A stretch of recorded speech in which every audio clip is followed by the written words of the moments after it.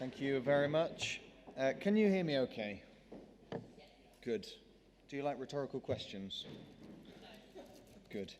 It's nearly lunchtime, isn't it? And I can't think about anything else but food when I'm doing anything at all. So I thought rather than talk to you about Tribepad, I'd talk to you about food. One of the great philosophers of our time said that life is like a box of chocolates. You never know what you're going to get next. I like to think that if Forrest Gump were here with us in this room today, he would say something along the lines of, recruitment is like a box of sweets. Why would he say that? Well, who likes chocolate? Catch. Catch. Who likes chocolate? Catch. Who likes drumsticks? Catch. Oh, I'm so sorry. I cannot apologize enough for that. I'm going to have one more go at this. Well, okay. Who likes bounties? Coming your way. I'm getting closer. You like bounties as well? Yes! One of them. Right, okay. Who likes lime sweets? Coming. No, madam, you might want to watch your head here, because history tells us this will go wrong. Okay, fine. That was more you than me, the reason that fell. Why am I throwing sweets at you? Well, there's a box of these sweets on every one of your tables. And I think that recruitment can be a little bit like having a box of sweets on your table. Because I'm imagining that some people have dipped into those boxes. Some of us haven't yet. But if I'm asking you who likes chocolate, who likes sweets, who likes these things, actually, I'm now interested in what's going on. And I want some of that. Why is that relevant to recruitment? Because we're all skilled recruiters, right? We're good at what we do, which is about speaking to people. It's about selling the opportunity of working for our organization. But how can we do that just by putting opportunities out there and waiting for candidates to come to us? We all operate in what we think of as a really candidate-short market. We've heard about the war on talent, which I happen to think is a horrible way to describe it, because actually we want to nurture our candidates, don't we, not fight them. But we've heard about the war on talent and how candidates are hard to come by. So are we as recruiters just sitting in our comfortable boxes and waiting for candidates to come and find the opportunities that we've got for them? Or are we able to leverage things like really great technology, really great data, really great systems, really great people to say, let the technology handle all the boring stuff, right? Let the technology pick up the burden of admin. Who likes doing admin? No one. Right? So let the technology pick up the burden of doing admin while we, as recruiters, can go and do what we do best, which is find out who's interested, find out what candidates like, find out where they hang out, and actually approach them and sell the opportunity of working for our organizations. So I think that Forrest Gump would tell you that life is like a box of sweets, because if you take that box of sweets to people, they're going to be far more engaged in what you do. So I should have been going through these slides, and we reach talent through tech, right? Tribepad, we work with a number of different clients in a number of different arenas, and we provide them with recruitment technology. So that's why we're here. We are providers of recruitment tech. I know we've heard so many stats today. I don't have anything really, really fancy to tell you other than 1 in 7 people in the last 12 months applied for a job using Tripad's technology, which I think is a pretty cool thing. We also provide things like video interviewing, so we use artificial intelligence and machine learning, facial recognition, to help provide emotional analysis of candidates. Now, we are so caught up sometimes on hiring for skills, hiring for experience, but who knows that CVs are not the best way to find a candidate? Because what can a CV tell you about the person? Probably very little. So actually, if we can use technology to help find out more about what motivates candidates, about what their values are, about how they align with your culture, then you're going to start winning.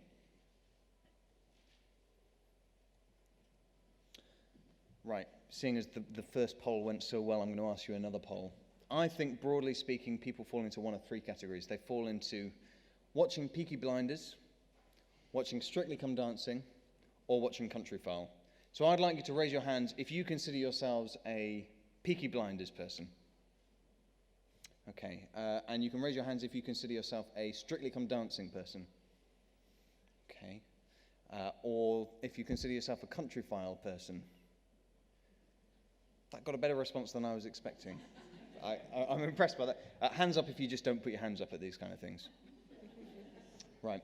So what unites all of those three shows? Peaky Blinders, Country File, Strictly Come Dancing? That's not a rhetorical question. BBC. Go. Nearly smashed some water there. Yeah, the BBC. So we have provided the BBC with what we call BBC Talent Cloud. This is their ability now to be able to search and find freelancers, contractors, flexible workers. So what unites those shows is not just the fact that they're all made by the BBC, but actually the people that make those shows, the filmers, the camera assistants, the production assistants, the runners, the makeup artists, the costume designers, the script writers, they are all held using the BBC's Talent Cloud. So next time they make their next hit show, their next award-winning production, they'll be using Tripad's technology to find the people that make that all happen. That's pretty much it from me. I have to come and do this 5-minute sales pitch. I don't like sales pitches, so I prefer just throwing sweets at people. But the reason that I'm here really is to introduce Jane to you. Now, most of you will have been impacted in some way by the work that Jane does and what she's about to describe to you. Jane won't tell you this herself because she is very humble, but Jane has just recently, in the last 2 weeks, been awarded one of the highest accolades for her profession, in that she's been considered one of the top 10 most influential disabled people in the UK. So Jane's going to, yeah, I think that deserves a round of applause.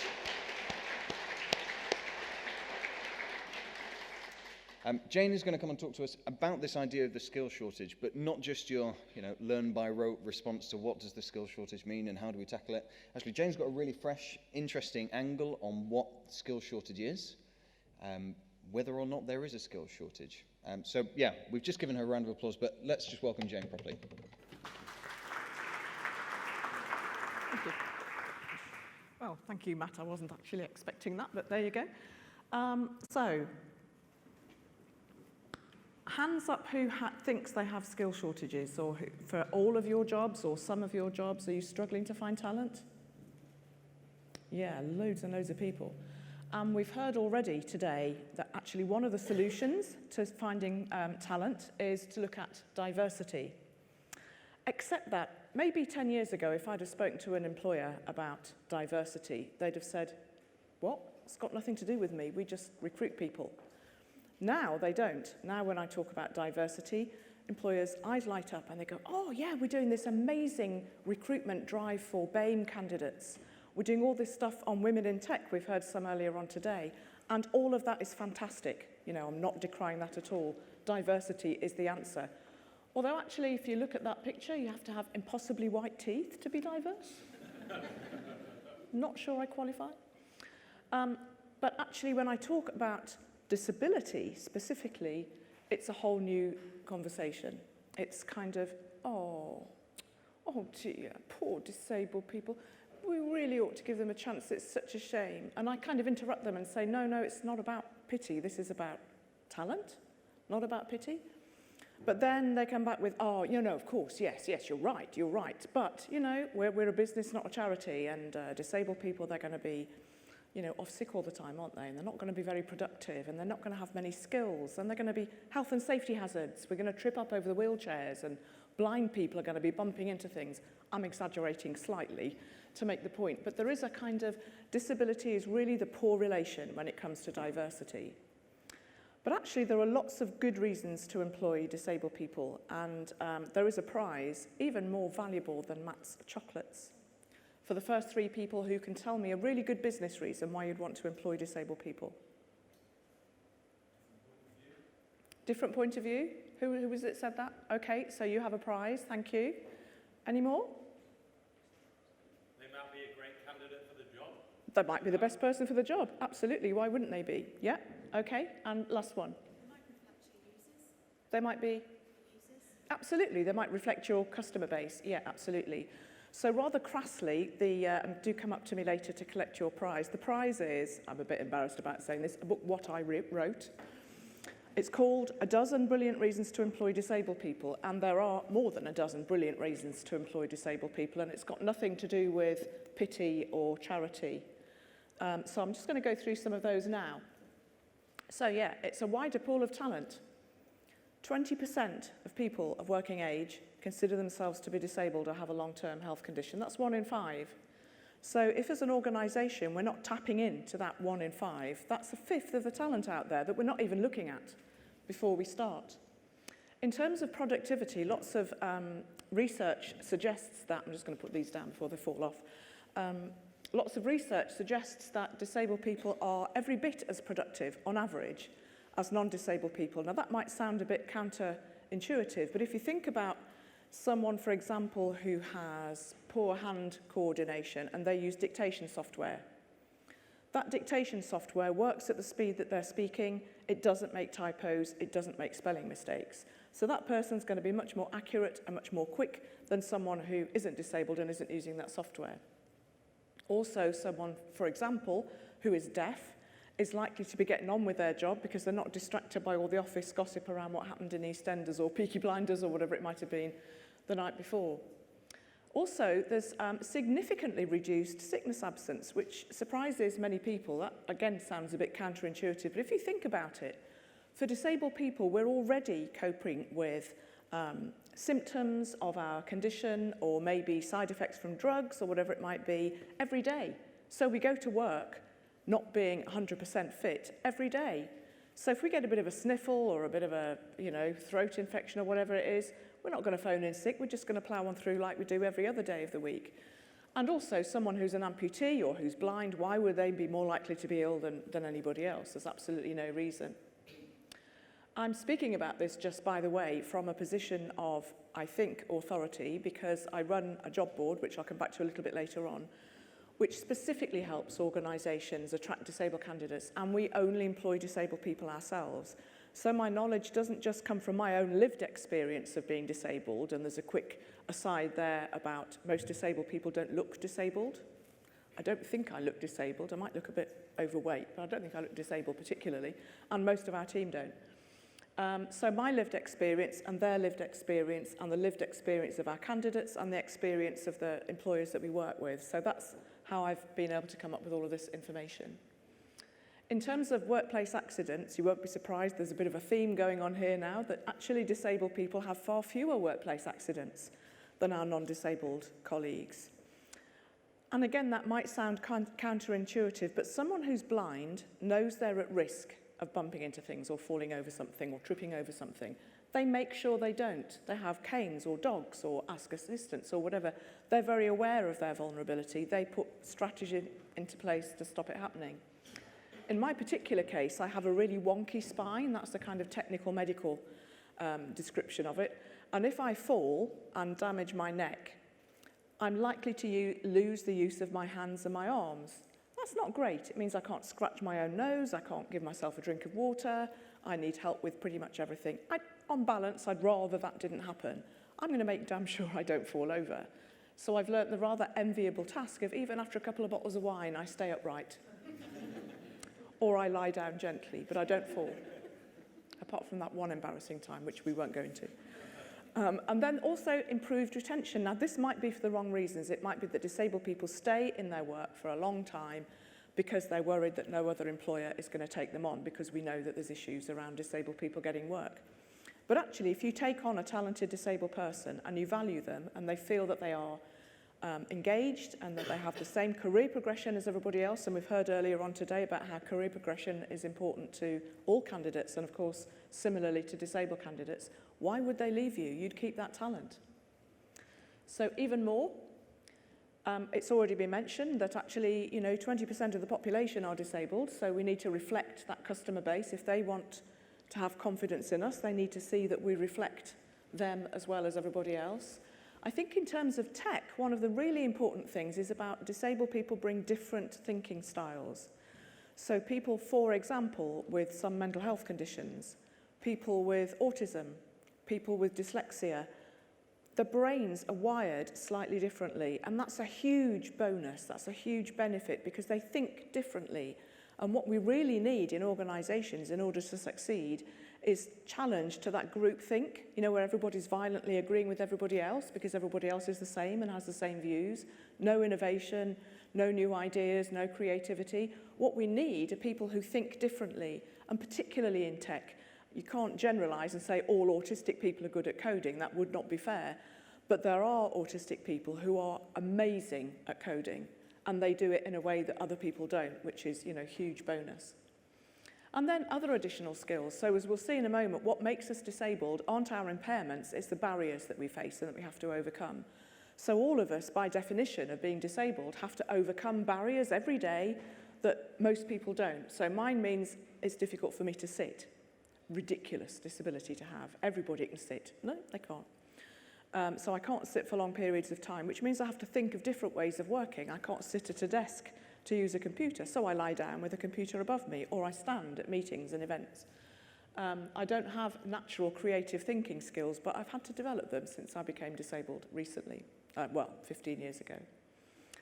In terms of the morale within your organisation, if you look after disabled candidates and disabled employees, not only is the morale raised with those people, it's raised with everybody. 2% of people of working age become disabled or acquire a disability or a long-term health condition every year. So if your organisation, if the people within your organisation can see that those people are looked after, it gives them the confidence of thinking, something happens to me, actually it's okay, because my employer is going to look after me and they're still going to value me and they're still going to find a place for me in this organisation. So the morale is improved everywhere. And there's a real enhanced reputation about an organisation that is inclusive. I can talk a little bit with authority about millennials, not because I am one, I'm clearly far too old to be a millennial, but I have 2 millennial daughters. And when they look for work, it's not just about, it was a bit like Anthony was saying earlier this morning, it's not just about paying conditions, it's about what opportunities are there within this organisation, how ethical is it, does it make a social impact, does it make an environmental impact in a positive way. So actually becoming an inclusive employer of choice makes you become an employer of choice. So that war for talent, which is, you know, as Matt said, not a great phrase, but we are all competing for talent. And if you're the inclusive employer, you're the one that's going to attract it. So hopefully, we've seen that employing disabled people isn't just a solution to the problem of skill shortages, it's also about bringing people into the organisation who are premium candidates. This isn't about, oh, we're desperate, we'll just employ anybody now. This is about, actually, this is a group of talented people that can really show a lot of benefit within our organisation in all sorts of bottom line ways, not the pink, soft and fluffy ways, although those are also very pleasurable. However, disabled people are still twice as likely to be unemployed as non-disabled people. There's been a gap between the percentage of non-disabled people in work and the percentage of disabled people in work of about 30% for decades. And you will be told that there are more disabled people in work now than ever before, but there are also more people in work than ever before. The gap is still the same. We haven't made an impact on the gap between the two. As I mentioned earlier on, 2% of people of working age population acquire a disability or a long-term health condition every year. I don't think it's the same 2%. It might be a different, because that would be unfair, wouldn't it? I think it's a different 2% every year. But I'm here to tell you, you know, that might sound quite worrying, because yes, it could happen to any of us if it hasn't happened already. But I'm here to tell you it's not a tragedy if it does. There's nothing tragic about disability, it's just difference. And of course, as the retirement age increases, which it is doing, I mean, as a woman of pushing 60, you know, my retirement age has suddenly shot up from what I'd expected it to be most of my working life, then the percentage of people of working age is going to go up as well who are disabled, because the older we get, the more disabled we're likely to be. So this is a real issue, this is a real business issue, and despite the fact that we are premium candidates, all of these things are still the case. So just to roll back a little minute, what do we mean when we talk about disability? So the medical model of disability is, put crudely, there is something wrong with someone who isn't the same as normal people or ideal people or whatever. It's something wrong with them. And the solution to that problem, the problem of that disabled person, is to try and make them as normal or as ideal as possible. That makes us think that actually you have to be the same as everybody else in order to be valuable. That actually an ideal society is made up of everybody who are identical to each other. I'm not sure I subscribe to that view. It also really places the problem on the person. You're the problem because you're blind. You're the problem because you're autistic. You're the problem because you use a wheelchair, whatever it might be. I'm not completely against the medical model because I'm quite glad that there are doctors and scientists working away in the background to get rid of things, symptoms. So my biggest symptom is chronic pain. I'd love them to be able to come up with some kind of pain relief that doesn't give horrific side effects. That would be great. But while they're working on that in the background, I'm assuming that none of us in this room are, pain relief scientists or whatever. The rest of us are recruiters. So what can we do? Well, we can look at the social model. So the social model says, actually, there's nothing wrong with a disabled person. They're just different in whatever way it might be. What is wrong are the barriers that that person faces. So in this really crude example, an obvious example, the problem isn't the wheelchair. The problem is the stairs. So if every organisation, every building had flat access or lifts or ramps, disabled wheelchair users wouldn't be any more disabled than anybody else in the building in getting around. They're not disabled by their wheelchair, they're disabled by the barriers. So that's a really obvious and easy to understand kind of explanation, example of what the social model is about. But if we look at recruitment, the barriers that disabled people face are, really multiple, aren't they? So it could be, where are you advertising? How accessible is your website? How accessible is the information? How do people feel about your organisation? What's the perception of you as an inclusive employer or otherwise? The recruitment process itself, somebody mentioned earlier on that CVs aren't always the greatest ways of finding the best talent. Are we using assessment methods that really work? So as recruiters, what we can do is remove the barriers that prevent that talent from accessing us or from us from accessing them. And that's probably much easier than you think it's going to be. Sometimes employers will say, we're in a listed building, we're going to have to completely, knock the building down and rebuild it to make it completely accessible again.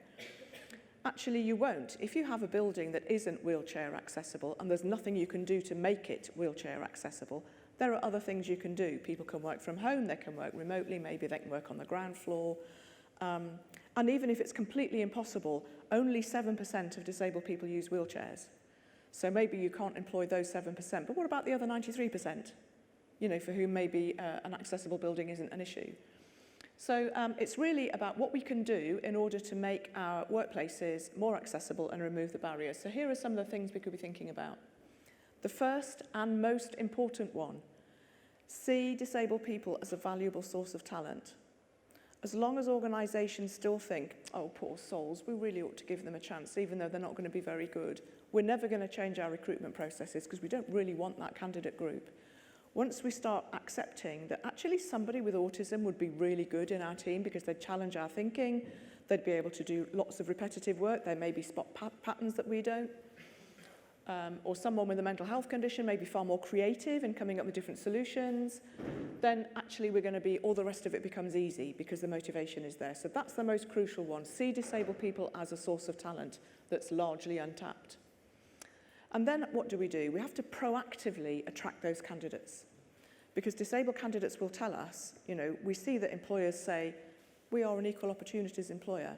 And yet, they know that as soon as they apply, as soon as their impairment becomes obvious, whether it's visible in interview or they mention it in the application process, whatever it might be, that's when the recruitment process comes to an abrupt end. You only knock your head against that brick wall for so long. So disabled candidates need to know that you want them, because they're not going to know it by osmosis. Everybody will say we want diverse talent, but actually you need to go the extra mile. So proactively attracting disabled candidates is about where you advertise. I'm obviously going to advocate using a specialist job board because I run one, but that is one option. It could be advertising in disability journals. It could be putting something on your advert that says we are particularly keen to find people with different thinking styles, or whatever phrase you might use. Then it's about removing the barriers, having a look and seeing what the barriers are in your particular recruitment process. Is it about where you advertise? Is it about how the adverts are worded? Is it about the actual recruitment process itself that might present barriers for certain people?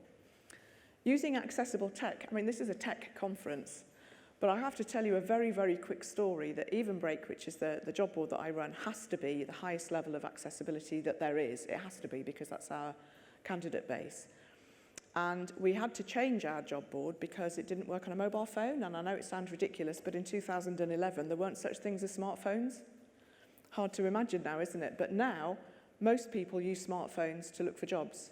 And disproportionately more disabled people do because smartphones are very accessible. And our AAA wonderful job board didn't work on a mobile phone, so we had to find a new provider. I must have contacted 50 providers, developers. And yes, they could do mobile friendly. Yes, they could do a job board. No problem at all. And I said, oh, great. And can you do it to AAA? Now, I wouldn't expect Joe Bloggs in the street to know what AAA means, but I would expect developers to know. And about half of them said, what does that mean?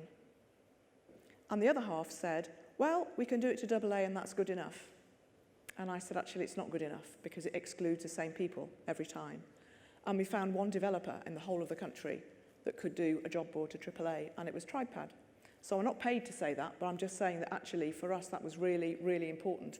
And I get annoyed with Tribepad because they don't blow their own trumpet about that and they don't use it as part of their marketing, and I really think they should because it's a huge bonus and it's amazing. So whatever tech you're using, externally, client or candidate facing, or internally, make sure that it's accessible. And it's about providing adjustments in recruitment. So my crusade at the moment is to ban CVs in interviews, and I know that's a bit sacrilegious when I'm talking to a group of recruiters, but I don't think either of those really give you a good insight into what candidates can do. So if I talk about Will, who is one of our candidates, he is so intelligent, it's scary. He has a degree in biochemistry and a degree in law, and he's taught himself to code. But he's useless at interviews. So if you say to him, because he's autistic, if you say to Will in an interview, which often we do to open an interview, tell me about yourself, Will. He has no idea what that game is about. Do you want my entire life history from where I was born, what star sign I'm under, what my mother did for a living, which school I went to? Or do you want something very high level like, well, I'm 5'11" and I've got grey hair and brown eyes? What does that question mean? What he's likely to say is, that's a really stupid question. Why don't you tell me what you want to know and I'll tell you? And he thinks he's being helpful and you think he's being rude. And 10 years on, he still doesn't have a job, which is, criminal, really, from all sorts of reasons. So for somebody like Will, don't interview him. If you want a coder, don't ask someone in an interview, how good are you at coding? Because some people be really good at telling you how good they are at coding. Some people not so good. Wouldn't it be better to say instead, oh, here's some coding, show me. And he will shine. And some of the people who are really good at blagging at interviews won't shine. But which candidate do you want? The one that's good at blagging at interview or the one that can do the job? So sometimes it's about tailoring your recruitment processes to, work with the candidates. So yeah, using inclusive assessment methods. Be open to learning. So the easiest thing to do when people say, oh, we just don't know what to do, we're frightened of getting it wrong, and it's a big minefield. Yeah, it may feel that way, but all you need to do is say to a candidate, how can we help you through this recruitment process? And they'll tell you. It is that simple. You can put it in ways that aren't, we're just trying to comply with the law. We say, for example, we want you to shine in this recruitment process. What can we do that will help you shine? And we say that to every candidate, whether they're disabled or not. And, people feel much more able to say, well, I need it within school hours, or I need a British Sign Language interpreter, or I need a bit more time for the questions, or whatever it might be. So be open to learning from people. We've already talked today about offering flexible working, and does everybody offer flexible working? Yeah? Pretty much. You're already half the way there to solving the problem of being an inclusive workplace. Most disabled people, all they need is flexibility. So it might be, I don't like travelling in the rush hour, or it's difficult to travel in the rush hour if I've got mobility impairment. So can I come in late and go home late, or come in early and go home early? It's not difficult. Or can I work from home sometimes, or can I work remotely, or can I job share? All of those things that you're already offering really answer the problem for most disabled candidates. And then I think it's really important to celebrate and share success. Most of the employers we talk to say, oh, we're rubbish at this. And then when you actually start to find out, they're doing all sorts of amazing things, like flexible working, which they've taken for granted, or remote working, or job carving, or job sharing, or part-time working, whatever it might be. Tell people what you're doing. Make sure that those candidates know that they can access the things they want if they come and work for you, and celebrate and share that success with other employers as well, so that we can all learn and we can all grow together. So I just wanted to give 5 very quick takeaways, because that all sounds like a mountain to climb, I know.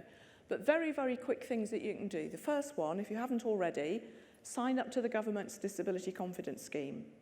It's not perfect. I'm not pretending it is perfect, and I'm not here to advocate on behalf of the government. But Disability Confidence Scheme is, you can sign up to the first level, there are 3 levels, in about 5 minutes. It gives you a logo to put on your careers site, and it means that you're committed to doing something in the next year towards making your organisation more inclusive to disabled candidates. Just doing that will give some candidates the confidence that actually this organisation is looking at disability, is taking it seriously, so it's worth us applying. It's going to take you 5 minutes to do. Yes, you're expected then to go on to the next second or third level, but hopefully you've seen that that's worth doing anyway. So that's a 5-minute quick win.